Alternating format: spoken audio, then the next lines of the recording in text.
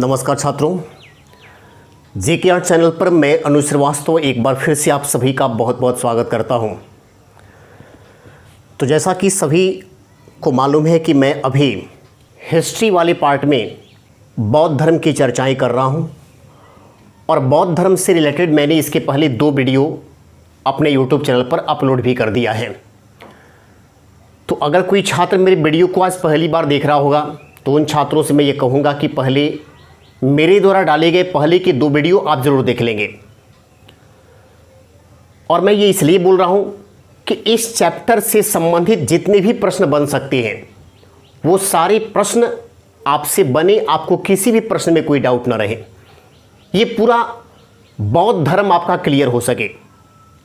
वैसे तो आज मैं जहाँ से पढ़ाऊँगा वहाँ से ही बातें समझ में आएगी, लेकिन मैं ये चाहता हूँ कि सिर्फ बातें समझ में ही नहीं आए बल्कि आपको आज की क्लास के अलावा जो पहले के मेरे द्वारा बताए गए क्वेश्चन हैं वो सारे क्वेश्चन भी आपसे बने, तो आप पहले के वीडियो को भी ज़रूर देख लेंगे। आज आइए हम बौद्ध धर्म के इस तीसरे वीडियो में बौद्ध धर्म के आगे की बातों को देखते हैं। और यदि मैं इस बौद्ध धर्म के पार्ट 2 वाली वीडियो की बात करूं तो उसमें मैंने बौद्ध धर्म के बारे में इस बात को बताया था कि किस प्रकार से गौतम बुद्ध के द्वारा 10 शील सिद्धांत और साथ ही साथ अष्टांगिक मार्गों का प्रचलन किया गया। भगवान बुद्ध के अष्टांगिक मार्ग से जहां कष्टों से मुक्ति मिलती है तो 10 शील सिद्धांतों का पालन करने से निर्वाण प्राप्ति का माध्यम आसान हो जाता है।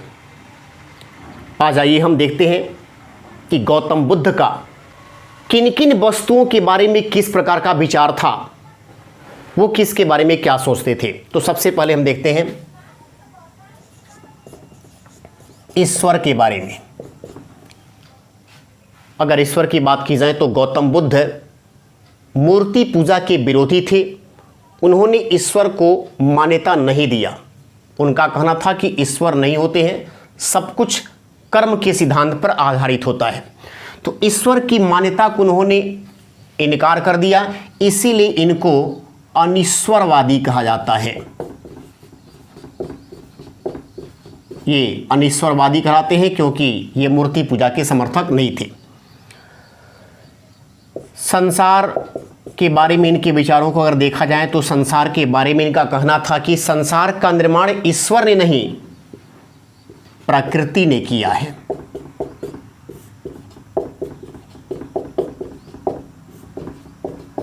तो ये इनकी मान्यता कि संसार प्रकृति ने बनाया है, ईश्वर का यह बनाया हुआ नहीं है। अगर मैं आत्मा की बात करूं तो बुद्ध आत्मा में भरोसा नहीं करते थे। यही कारण है कि आत्मा में भरोसा नहीं करने के कारण इनको अनैत्यवादी कहा जाता है। इनका कहना था कि जो व्यक्ति मर जाता है उनकी आत्माएं जिंदा नहीं होती है, आत्मा का कभी भी जन्म नहीं होता है। तो इस प्रकार से इनकी आत्मा में भरोसा नहीं रहने के कारण इनको अनैत्यवादी कहा जाता है। पुनर्जन्म की अगर बात की जाए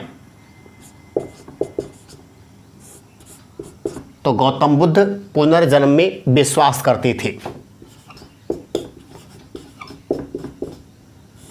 तो पुनर्जन्म में इनका विश्वास था। इनका कहना था कि व्यक्ति का दोबारा जन्म होता है और दोबारा जन्म इसलिए होता है ताकि वह अपने द्वारा किए गए कर्मों का फल भोग सके। तो कर्मों का फल भोगने के लिए व्यक्ति का दोबारा जन्म होता है। तो पुनर्जन्म में भगवान बुद्ध की आस्था थी। इनका कहना था कि व्यक्ति का दोबारा जन्म होता है। स्त्री के बारे में अगर देखा जाए तो गौतम बुद्ध स्त्रियों को मान्यता नहीं दिए थे। उनका कहना था कि स्त्री सारी बुराइयों की जड़ होती है।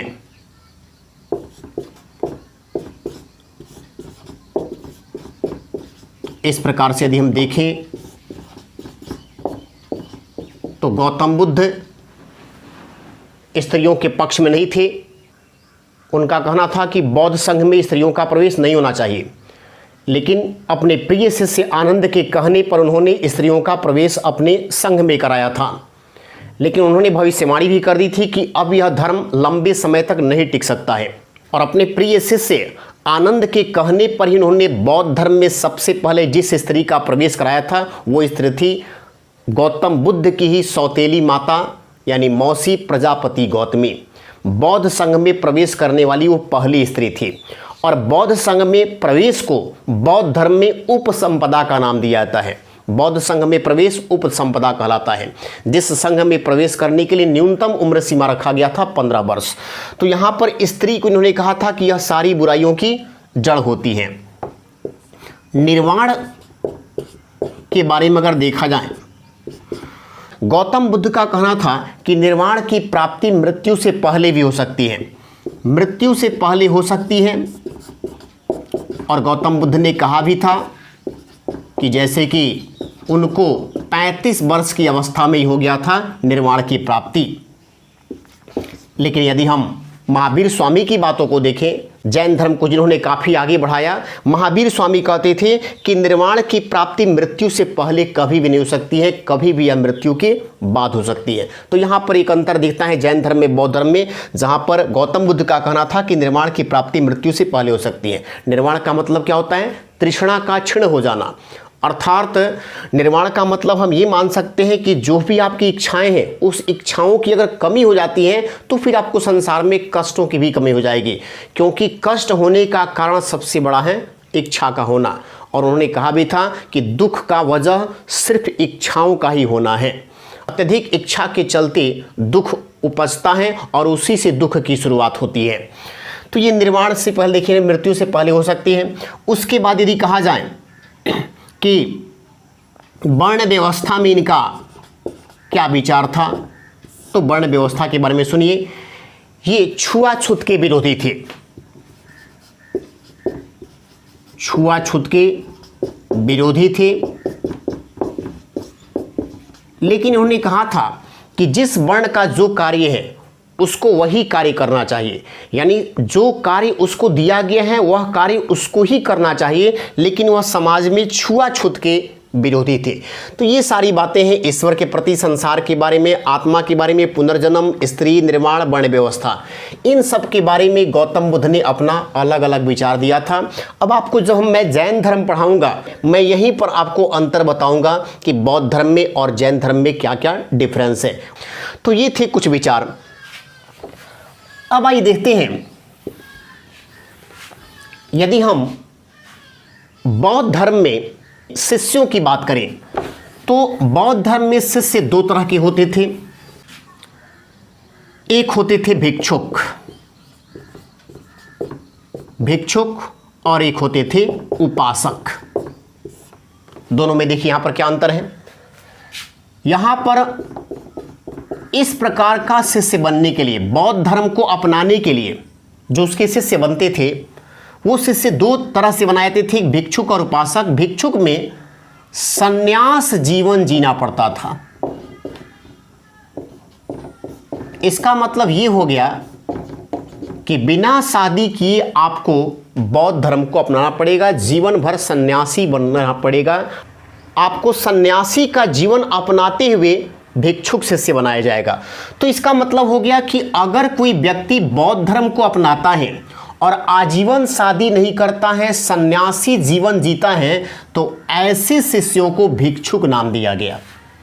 लेकिन एक वो भी शिष्य होते थे जो गृहस्थ जीवन जीते हुए बौद्ध धर्म में शिष्य बन सकते थे। गृहस्थ जीवन जीते हुए शिष्य। तो यहां पर ध्यान रखेंगे कि अगर कोई बौद्ध धर्म में ऐसा व्यक्ति है जो गृहस्थ जीवन को जी रहा है लेकिन गृहस्थ जीवन जीते हुए भी बौद्ध धर्म को अपना सकता है, तो ऐसे शिष्यों को क्या नाम दिया गया था? उपासक। इसको कहा गया उपासक। और जो सन्यास बनकर जीवन भर रहता था उसको कहा गया भिक्षुक। अब देखिए गौतम बुद्ध के बारे में कहा जाता है कि गौतम बुद्ध ने मांस का, मदिरे का त्याग किया था। उनके सिद्धांतों के अनुसार 10 शील सिद्धांतों में बातें स्पष्ट की गई थी कि बौद्ध धर्म के लोगों को मांस मदिरे से दूर रहना चाहिए। लेकिन गौतम बुद्ध कभी भी अपने शिष्यों को नाराज नहीं करते थे और यही कारण था कि उन्होंने अपने प्रिय शिष्य चुंद के कहने पर मांस खा लिया था और इसी के चलते उनके पेट में दर्द हुआ और बाद में उनकी मृत्यु हुई। तो उनकी मृत्यु कहाँ पर होती है, यह भी परीक्षाओं में बराबर पूछा जाता है कि गौतम बुद्ध को निर्वाण की प्राप्ति कहाँ हुई थी, महापरिनिर्वाण उनका कहाँ हुआ था। उनको महापरिनिर्वाण की प्राप्ति कुशीनगर में हुई थी और कुशीनगर में इनको महापरिनिर्वाण की प्राप्ति कब होती है, 483 ईस्वी पूर्व में। गौतम बुद्ध की मृत्यु 483 ईस्वी पूर्व में कुशीनगर में हुई थी। गौतम बुद्ध के मृत्यु को बौद्ध धर्म में महापरिनिर्वाण कहा जाता है। ये महापरिनिर्वाण कहलाता है। उत्तर प्रदेश का जो वर्तमान कस्या है वही उस समय का कुशीनगर था। तो इनकी मृत्यु कुशीनगर में होती है 483 ईस्वी पूर्व में और इनके मृत्यु के बाद इनका अंतिम संस्कार मल्ल जाति के लोगों के द्वारा किया गया था। मल्ल जाति के लोगों द्वारा अंतिम संस्कार, और जब इनका अंतिम संस्कार हुआ तो इनके अंतिम संस्कार के बाद इनके अस्थियों के अवशेषों को 8 भागों में बांटा गया। अस्थि जो अवशेष थे यानी हड्डियों के जो अवशेष थे 8 भागों में बांटा गया और 8 भागों में बांटते हुए 8 स्तूप बनवाया गया। 8 स्तूप का निर्माण। और मैं पहले ही बता चुका हूं कि बौद्ध धर्म में स्तूप किसका प्रतीक माना जाता है, मृत्यु का प्रतीक। तो 8 स्तूप बनवाए गए। अगर इन 8 स्तूपों में देखिएगा तो कौन कौन से स्तूप हैं, जैसे सांची स्तूप है, भारहूत स्तूप है, ये दोनों मध्य प्रदेश में है। उसी तरह से राजगीर स्तूप है जिनको विश्व शांति स्तूप कहते हैं। बिहार का सबसे बड़ा स्तूप विश्व शांति स्तूप, इसका एक और नाम है विश्व शांति स्तूप। तो ये कहाँ पर है, राजगीर में। उसी तरह से है सारनाथ में, जहाँ पर इन्होंने पहली बार उपदेश दिया था, तो सारनाथ स्तूप। ये कुछ प्रमुख स्तूप हैं जो गौतम बुद्ध से संबंधित है। इन स्तूपों के निर्माण की बात की जाए तो सांची स्तूप, भारह स्तूप जो मध्य प्रदेश में है, इन दोनों का निर्माण सम्राट अशोक के द्वारा कराया गया था। इसमें सांची स्तूप का निर्माण ईंटों के द्वारा कराया गया था। ये ईंटों के द्वारा कराया गया था। भारहूत स्तूप संसार का सबसे ऊंचा स्तूप है। राजगीर स्तूप को विश्व शांति स्तूप कहते हैं। सारनाथ स्तूप ये कहाँ पर है, ये आपको सारनाथ में है। तो इस प्रकार से देखिएगा तो ये स्तूप जो है इनके हड्डियों को 8 भागों में बांटा गया। इस अस्थि और शिशों को 8 भागों में बांटा गया और 8 जगह स्तूपों का निर्माण करा दिया गया था। अब देखिए, जब गौतम बुद्ध की मृत्यु हो जाती है तो गौतम बुद्ध की मृत्यु के बाद बौद्ध धर्म को नेतृत्व को लेकर कि बौद्ध धर्म का नेतृत्व अब कौन करेगा, इसको लेकर बौद्ध धर्म के लोगों के बीच में समस्या हो जाती है और इसी को लेकर 4 बौद्ध संगीतियां बुलाई गई थी।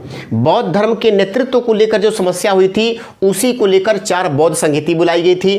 वो 4 बौद्ध संगीति कब कब बुलाई गई और किस संगीति में कौन सा कार्य हुआ, आइए उसको हम विस्तार से यहाँ पर देखते हैं। चारों बौद्ध संगीति ये बहुत ही प्रसिद्ध है और ये चारों से क्वेश्चन बहुत ही पूछा जाता है। देखिए यहाँ पर प्रथम बौद्ध संगीति, प्रथम बौद्ध संगीति, द्वितीय बौद्ध संगीति,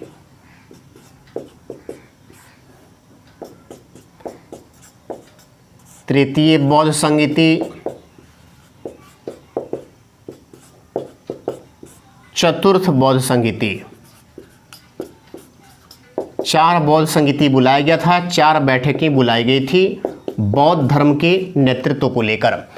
प्रथम बौद्ध संगीति हुआ था 483 ईस्वी पूर्व में, द्वितीय बौद्ध संगीति 383 ईस्वी पूर्व में, तृतीय बौद्ध संगीति 255 ईस्वी पूर्व में और चतुर्थ बौद्ध संगीति ईस्वी की प्रथम शताब्दी, ईस्वी की प्रथम शताब्दी में। तो ये 4 बौद्ध संगीतियां बुलाई गई। अब देखिए स्थान किसका कहाँ पर है। प्रथम बौद्ध संगीति का आयोजन किया गया था राजगीर में, जिसको हम गिरिब्रज भी कहते हैं। द्वितीय बौद्ध संगीति का आयोजन वैशाली में। तृतीय बौद्ध संगीति का आयोजन पाटलिपुत्र,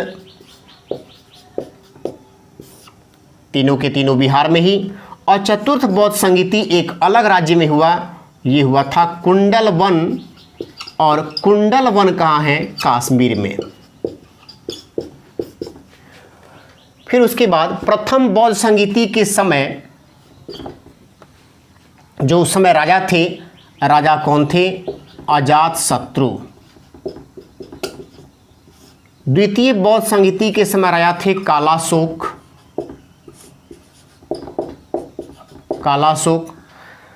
तृतीय बौद्ध संगीति के समय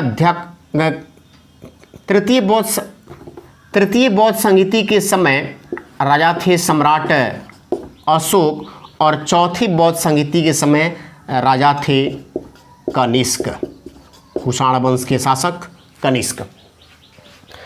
अब आगे देखें, प्रथम बौद्ध संगीति का जब आयोजन किया गया तो उस समय उस बैठक का आयोजन यानी उसका जो अध्यक्ष बनाया गया था वह अध्यक्ष बनाए गए थे महाकश्यप। प्रथम बौद्ध संगीति के अध्यक्ष थे कौन? महाकश्यप। द्वितीय बौद्ध संगीति के अध्यक्ष थे सबक मीर। तृतीय बौद्ध संगीति के अध्यक्ष थे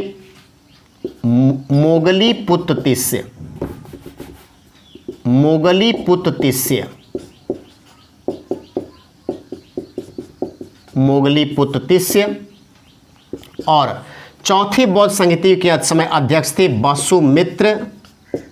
ये बने थे अध्यक्ष।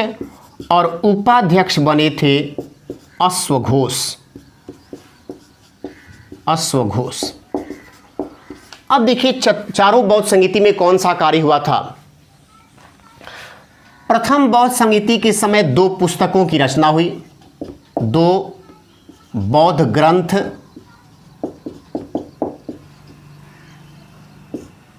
बौद्ध ग्रंथ कौन कौन रचित किया गया? तो एक का नाम था सुत्त पिटक और दूसरा था विनय पिटक। अभी देखिए दोनों ही पुस्तकों में किस बात का जिक्र किया गया है? सुत्त पिटक में बौद्ध धर्म के सिद्धांतों की बात कही गई है। भगवान बुद्ध के द्वारा दिए गए सिद्धांत कौन कौन से थे इसकी चर्चा है। जबकि विनय पिटक में संघ के नियम की चर्चा की गई है। बौद्ध संघ के नियम का पालन कैसे करना है, किस भिक्षुक को किस प्रकार से रहना है, इस नियमों की चर्चा की गई है किस पुस्तक में? विनय पिटक में। द्वितीय जब बौद्ध संगीति हुआ तो इस संगीति में बौद्ध धर्म 2 टुकड़ों में बंट गया। बौद्ध धर्म 2 टुकड़ों में बंटा।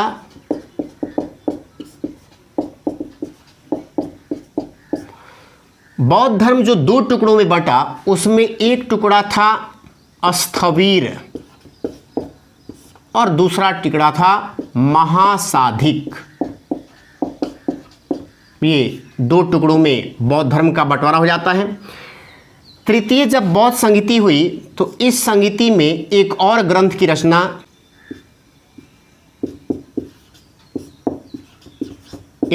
रचना हुआ और जो एक और ग्रंथ की रचना हुआ वो कौन सा था? अभिधम्म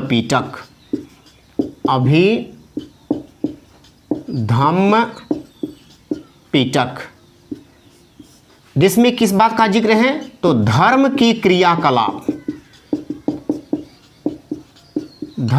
क्रियाकलाप की चर्चा किस पुस्तक में किया गया है? अभिधम्म पिटक ग्रंथ में किया गया है। अब यहां पर देखें जो अंतिम बौद्ध धर्म की बैठक होती है चतुर्थ बौद्ध संगीति, इसके आयोजन के समय कौन सा कार्य होता है? तो महासाधिक, यहाँ जो 2 धर्म में टूटा हुआ था, ये 2 पार्ट में टूटा हुआ था, तो महासाधिक का पुनः बंटवारा, इसका पुनः बंटवारा हो जाता है। और इसका जब पूरा बंटवारा होता है, इसका जब पुनः बंटवारा होता है तो यह भी फिर अब दो पार्ट में टूटता है। एक टूट जाता है हीनयान और एक टूटता है महायान संप्रदाय। तो बौद्ध धर्म में हीनयान और महायान का बंटवारा चतुर्थ बौद्ध संगीति के समय किया गया था। तो थोड़ा सा एक बार फिर से इस पर ध्यान दीजिए। प्रथम बौद्ध संगीति 483 ईस्वी पूर्व में बौद्ध धर्म की विसंगतियों को दूर करने के लिए बौद्ध संगीतियों का आयोजन किया गया था, जो अलग अलग समय में हुआ था। प्रथम बौद्ध संगीति 483 ईस्वी पूर्व में हुआ था, राजगीर में हुआ। इस समय भारत के सम्राट थे अजातशत्रु। उस बैठक की अध्यक्षता महाकश्यप द्वारा की गई थी और इस बैठक में दो बौद्ध ग्रंथ की रचना किया गया। और दो बौद्ध ग्रंथ की जो रचना हुआ उसमें कौन कौन? सुत्त पिटक और विनय पिटक। जहां सुत्त पिटक में बौद्ध धर्म के सिद्धांतों की व्याख्या की गई है, गौतम बुद्ध की जो सिद्धांत दिए गए हैं उसके जिक्र किया गया है। तो विनय पिटक में संघ के नियम बताए गए हैं कि कोई अगर शिष्य बनता है, बौद्ध संघ में प्रवेश करता है, तो उसको किन किन नियमों का पालन करना पड़ेगा। द्वितीय बौद्ध संगीति प्रथम बौद्ध संगीति के 100 साल बाद हुआ था, वैशाली में। इस समय सम्राट थे कालाशोक, अध्यक्ष बने थे सबकमेर। इसमें पहली बार बौद्ध धर्म का बंटवारा हो गया, दो टुकड़ों में धर्म बंट गया, एक स्थविर और एक महासाधिक। तृतीय बौद्ध संगीति 255 ईस्वी पूर्व में हुआ। यह पाटलिपुत्र में हुआ था। पाटलिपुत्र जो आज पटना कहलाता है। सम्राट अशोक उस समय भारत के राजा थे और इस तीसरी बैठक की अध्यक्षता मोगलीपुत्र के द्वारा की गई और इसमें भी एक और ग्रंथ की रचना हुई जो कहलाता है अभिधम्म पिटक। इसमें धर्म की क्रियाकलाप का जिक्र किया गया है कि धर्म के अंदर रहकर किस प्रकार के कार्यों को करना है, कैसे कैसे रहना है। चतुर्थ बौद्ध संगीति का आयोजन ईस्वी की प्रथम शताब्दी में होता है। ये ईस्वी के बाद हुआ था। ये सारा बौद्ध संगीति ईस्वी के पहले हुआ था, ईसा पूर्व में हुआ था, लेकिन ईस्वी के बाद हुआ था। ये सारे बौद्ध सम्मेलन बिहार में हुए थे। राजगीर, वैशाली, पाटलिपुत्र तीनों के तीनों बिहार में है। लेकिन एक बौद्ध संगीति जो बिहार से अलग हुआ था और वो जगह था कुंडलवन, कश्मीर। इस समय भारत के सम्राट कनिष्क थे और अध्यक्षता वसुमित्र के द्वारा की गई थी, जबकि इसके उपाध्यक्ष बने थे इस बैठक के अश्वघोष। और इसमें जो महासाधिक संप्रदाय था वह पुनः दो पार्ट में बटा, एक हीनयान और एक महायान। अब ये हीनयान महायान क्या है इसको समझाते हैं, लेकिन इससे पहले थोड़ा सा यहाँ पर देखेंगे कि बौद्ध धर्म की जो 3 पुस्तकों की रचना की गई है, एक है सुत्त पिटक, एक है विनय पिटक और एक है आपका अभिधम्म पिटक। आप तीनों में देखें, सुत्त पिटक, पिटक, विनय पिटक, यहाँ भी पिटक और अभिधम्म पिटक, यहाँ भी पिटक, यानी पिटक पिटक पिटक। तो पिटक पिटक पिटक कुल कितने?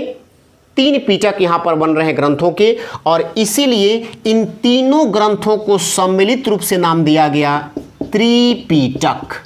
त्रिपिटक। और यही क्वेश्चन कई बार एग्जाम में विद्यार्थियों से पूछा जाता है कि त्रिपिटक का संबंध किस धर्म से है। त्रिपिटक का संबंध है किस धर्म से? बौद्ध धर्म से। इसका संबंध बौद्ध धर्म से है। अब देखिएगा, इसी बौद्ध धर्म में एक और पुस्तक के बारे में कहा जाता है जातक। ये जातक का नाम सुने होंगे, ये भी कई बार एग्जाम में पूछा गया है कि जातक कथाओं का संबंध किससे है। तो जातक कथाओं का संबंध भी बौद्ध धर्म से है। इस जातक कथाओं में किसका जिक्र किया गया है? तो इसमें जिक्र किया गया है बुद्ध के पूर्व जन्म की कथाओं का, कि बुद्ध इसके पहले वाले जन्म में क्या थे, क्या करते थे। तो बुद्ध के पूर्व जन्म की बातों को जानना हो तो इसके लिए जातक कथाएं हैं और जातक कथाओं का संबंध भी किस धर्म से होता है? बौद्ध धर्म से होता है। तो ये थोड़ा सा इनके पुस्तकों के बारे में जानकारी हुआ। अब यहाँ पर देखिए, जो हीनयान और महायान 2 संप्रदाय में टूटा, इन दोनों संप्रदायों में क्या अंतर है? हीनयानी हम किसे कहेंगे और महायानी किसे कहेंगे? हीनयान महायान के रूप में बौद्ध धर्म का बंटवारा चौथे बौद्ध संगीति में हुआ था। और चौथे बौद्ध संगीति में जब हीनयान और महायान के रूप में बंटवारा हुआ तो हम हीनयान किसे कहते हैं? हीनयान का मतलब होता है छोटा यान। और इसमें क्या समझेंगे? तो हीनयान का मतलब आप ये समझिएगा कि अगर कोई बुद्ध के उपदेशों का पालन करता है, बुद्ध के सिद्धांतों पर चलता है, जिन बातों को गौतम बुद्ध बताए थे उन बातों का अनुकरण करता है, लेकिन गौतम बुद्ध को ईश्वर की तरह पूजा नहीं करता है, ईश्वर के रूप में उनको मान्यता नहीं देता है, उनकी मूर्ति बनाकर पूजा नहीं करता है, तो ऐसे लोगों को कहा गया हीनयानी। उपदेशों का पालन, इसमें क्या है, उपदेशों का पालन ये होगा। हीनयान के लोग गौतम बुद्ध के उपदेशों का पालन करते हैं। बुद्ध की मूर्ति की पूजा ये नहीं करते हैं। बुद्ध को एक अवतारित पुरुष मानते हैं, अवतार लिए हुए पुरुष है, इनके उपदेशों का पालन करना चाहिए, लेकिन भगवान से इनकी तुलना नहीं करेंगे, इसलिए इनकी मूर्ति बनाकर पूजा नहीं करेंगे। वसुमित्र के बारे में जो मैंने बताया, जो चतुर्थ बौद्ध संहिता के समय अध्यक्ष थे, वसुमित्र भी पहले हीनयानी थे, बाद में आकर वो महायान अपना लिए थे। लेकिन आप सुने होंगे एक उदायन का नाम सम्राट का। उदायन सम्राट जो अजातशत्रु का पुत्र था, वह शुरू से ही महायानी था, वो महायान को मानने वाले थे, है ना। तो यहाँ पर उपदेशों का पालन ये लोग करते हैं, लेकिन बुद्ध की मूर्ति बनाकर पूजा ये नहीं करते हैं।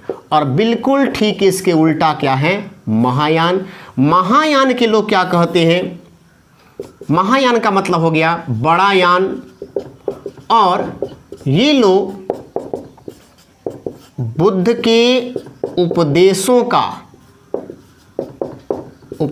का पालन तो करते ही हैं, और बुद्ध के उपदेशों का पालन करने हुए बुद्ध की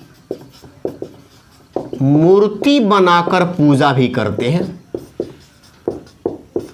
ये पूजा करते हैं, यानी इनका कहना है कि गौतम बुद्ध एक सामान्य पुरुष नहीं थे, वो भगवान थे, इसीलिए उनकी मूर्ति बनाकर पूजा भी होनी चाहिए। तो ये दोनों में अंतर है, हीनयान और महायान में।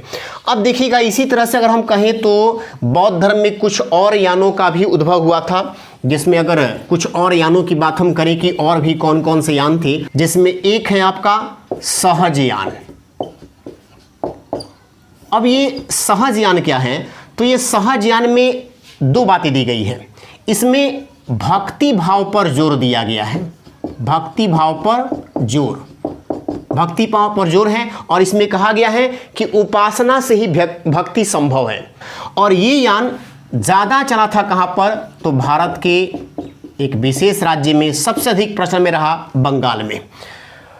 एक इसी में है तारा संप्रदाय। ये तारा संप्रदाय क्या है, तो तारा संप्रदाय ये भारत में थोड़ा सा बाहर चला, भारत से बाहर चला है, और ख़ास करके किन क्षेत्रों में, तो यह तिब्बत में चला। भारतीय क्षेत्र की अगर बात करें तो एक राज्य इसमें प्रभावित हुआ था, सिक्किम, फिर उसके बाद से थाईलैंड वाले क्षेत्रों में, थाईलैंड वाले इलाके में, यहाँ पर इस तारा संप्रदाय को मानने वाले लोग मिले। और बौद्ध धर्म में तारा एक साध्वी स्त्री को कहा जाता है, एक साध्वी स्त्री को कहा जाता है। तो ये याद रखेंगे कि बौद्ध धर्म में तारा एक साध्वी स्त्री कहलाती है। इस संप्रदाय के लोग अधिकांशतः कहाँ मिलते हैं, तिब्बत में, सिक्किम में, थाईलैंड में, जापान के भी कुछ क्षेत्रों में मिल जाते हैं। एक इसी में एक और यान आया, वज्रयान। ये वज्रयान पर विशेष आपको थोड़ा ध्यान देना पड़ेगा। वज्रयान एक ऐसा यान हुआ जो गौतम बुद्ध को अवतरित पुरुष मानता था, और अवतरित पुरुष मानते हुए उन्हें भगवान का दर्जा भी देता था, और कहता था कि बुद्ध को प्रसन्न करने के लिए मांस मदिरे का चढ़ावा इन पर होना चाहिए। मांस मदिरे का चढ़ावा, यानी ये लोग मांस वगैरह भी खाते हैं, मदिरा वगैरह भी पीने का काम करते हैं, तो मांस मदिरे के सेवन पर इस पर अधिक जोर दिया गया था वज्रयान में। यही नहीं, बल्कि बुद्ध को प्रसन्न करने के लिए रहस्यमयी मंत्रों का भी प्रयोग करते थे। मंत्रों के माध्यम से भक्ति भाव पर इस पर जोर दिया गया। मंत्र के माध्यम से बुद्ध को प्रसन्न करने की कोशिश, ये किस में आया, वज्रयान में। और देखिए कौन सी बातें थी, मैंने क्या बताया, और भी इसमें बताया कि मांस एवं मदिरे का सेवन ये लोग शुरू कर दिए संप्रदाय के लोग। स्त्रियों के प्रति रुचि, ये भी वज्रयान में शुरू हो गया। ये लोग भगवान बुद्ध को प्रसन्न करने के लिए ओम हुम महामुनि का जाप भी किया करते थे और ये शराब भी चढ़ाया करते थे। इन लोगों का मानना था कि तंत्र मंत्र जादू टोना करके मंत्र पढ़कर भगवान बुद्ध को प्रसन्न किया जा सकता है और इससे जो है भक्ति भाव पर जोर दिया गया। और वज्रयान से संबंधित उस समय भारत में एक बहुत बड़ा विश्वविद्यालय था, विक्रमशिला विश्वविद्यालय। विक्रमशिला विश्वविद्यालय ये वर्तमान में बिहार के भागलपुर में है। तो विक्रमशिला विश्वविद्यालय ये वज्रयान से ही संबंधित था और इसके प्राचार्य उस समय थे दीपांकर। तो ये दीपांकर वज्रयान से संबंधित थे, विक्रमशिला विश्वविद्यालय के उसमें प्रचार थे और इस विश्वविद्यालय में तंत्र मंत्र जादू टोना सिखाया जाता था और इसके माध्यम से बुद्ध को प्रसन्न करने की कोशिश की जाती थी। तो वज्रयान से हम कहेंगे कि बौद्ध धर्म को काफ़ी नुकसान पहुंचा इस संप्रदाय के उदय होने से। तो ये हीनयान, महायान, सहजयान, तारा संप्रदाय, वज्रयान, इन सब बातों को बिल्कुल आप ध्यान में रखिएगा। अब देखिए, अगर हम बुद्ध के बारे में बात करें कि बुद्ध की मूर्ति को कहाँ कहाँ बनाया गया है, उनकी धार्मिक स्थलों की अगर बात की तो बुद्ध की जो सबसे बड़ी मूर्ति है पूरे विश्व के लिए, भगवान बुद्ध की विश्व की जो सबसे ऊंची मूर्ति है वह चीन के हेनान शहर में है, जिनको हम स्प्रिंग टेम्पल कहते हैं। तो स्प्रिंग टेम्पल ये बुद्ध की सबसे ऊंची मूर्ति, विश्व की सबसे ऊंची मूर्ति, सबसे ऊंची मूर्ति भगवान किसकी? बुद्ध की। विश्व की सबसे ऊंची मूर्ति जो स्प्रिंग टेम्पल है, यहाँ कहाँ पर है? हेनान शहर में। और ये हेनान शहर किस देश में पड़ेगा? चीन में। अगर हम इस मूर्ति की ऊंचाई की बात करें 153 मीटर है। 153 मीटर ऊंची संसार में यह बुद्ध की सबसे ऊंची मूर्ति है। और मैं आपको बता देना चाहता हूं कि दुनिया के जो 10 सबसे ऊंची ऊंची मूर्तियां हैं पूरे वर्ल्ड में, उनमें कुछ समय पहले भारत में एक मूर्ति ऊंचा बनाया गया था, स्टैचू ऑफ यूनिटी, जो वल्लभ भाई पटेल की मूर्ति है, जो संसार की सबसे ऊंची मूर्ति है। लेकिन संसार की सबसे ऊंची मूर्ति अगर वल्लभ भाई पटेल को छोड़ दें, भारत में जो अभी कुछ समय पहले बनाया गया था, इस मूर्ति को छोड़ दें, तो इस मूर्ति से पहले सबसे ऊंची मूर्ति स्प्रिंग टेम्पल ही था, जो किसका है? बुद्ध की मूर्ति है। और मैं आपको यही बता देना चाहता हूं कि संसार में आज भी 10 जो सबसे ऊंची मूर्तियां हैं, उन 10 सबसे ऊंची मूर्तियों में 7 मूर्तियां केवल गौतम बुद्ध की ही है। गौतम बुद्ध की मूर्तियां हैं। अब थोड़ा देखा जाए भारत में, अगर हम भारत में बात करें तो भारत में मेड्रोलिंग बुद्ध मठ, ये मूर्ति भारत की सबसे ऊंची मूर्ति है और ये मूर्ति भारत में कहां पर है? देहरादून। भारत की ये सबसे ऊंची मूर्ति आपको देहरादून में है और इसकी अगर ऊंचाई की बात करें 53 मीटर। 53 मीटर। तो मेड्रोलिंग बुद्ध मठ ये देहरादून में भारत की सबसे ऊंची मूर्ति बनी हुई है। तो ये बौद्ध धर्म के मूर्तियों को कुछ लेकर हमने बातों को बताया। अब देखिए, अगर बौद्ध धर्म के बारे में कहा जाए कि बौद्ध धर्म को मानने वाले लोगों की बात की जाए तो बिंबिसार थे, उदायन थे, प्रसेनजीत थे, ये लोग जो है बौद्ध धर्म के अनुयायी थे। बौद्ध धर्म 12वीं सदी आते आते लगभग समाप्त होने के कगार पर आ गया। इस धर्म का अंतिम रूप से पालन अगर किसी वंश के द्वारा किया गया था तो वह पाल वंश के द्वारा ही किया गया था। यानी बौद्ध धर्म को अंतिम रूप से संरक्षित करने का काम पाल वंश के द्वारा ही किया गया था। तो ये सारी जानकारी आपको बौद्ध धर्म से जुड़ी हुई है। तो फिर हम अगले क्लास में आपको जैन धर्म के बारे में बताएंगे कि जैन धर्म का उदय किस प्रकार से हुआ और किस तरह से उसका विस्तार होता है। तब तक हम आपसे विदा लेते हैं। धन्यवाद।